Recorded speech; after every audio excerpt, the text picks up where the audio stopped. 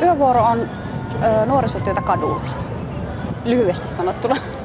Me ollaan joka toinen perjantai ja sitten katsotaan tarpeen mukaan, kun on semmoiset viikonloput tiedossa, että uskotaan, että väkeä on ulkona, niin sitten mekin mennään.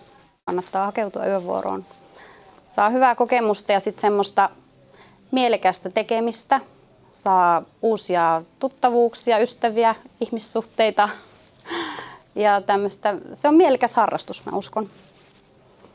Keväällä, kun on vappu- ja koulunpäättäjäiset ja muita tämmöisiä hyviä aurinkoisia ilmoja, niin nuorethan viihtyy kaduilla ja ulkona, uimarannoilla ja muualla.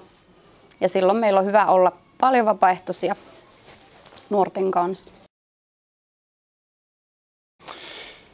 Yövuorolainen on nuorisotyön näkökulmista alkautuu kadulle nuorten pariin siellä, missä nuoret liikkuu. Vapaaehtoisia on opettajaa ja insinööriä ja urheiluohjaajaa.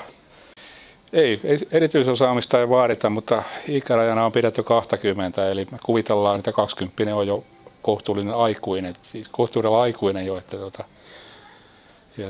ei mitään erityisosaamista. Kiinnostus asiaa ja voi tulla ihan kokeilemaan, miltä se näyttää toi katuelämä. Alkuun meillä on sellainen lyhyt niin sanottu koulutus, jossa käydään läpi käytännön tilanteita, että mehän ei olla järjestyksenvalvojia eikä me olla poliiseja kylällä ja ihan se, että neuvotaan miten toimitaan erilaisissa tilanteissa, mitä voi tulla eteen.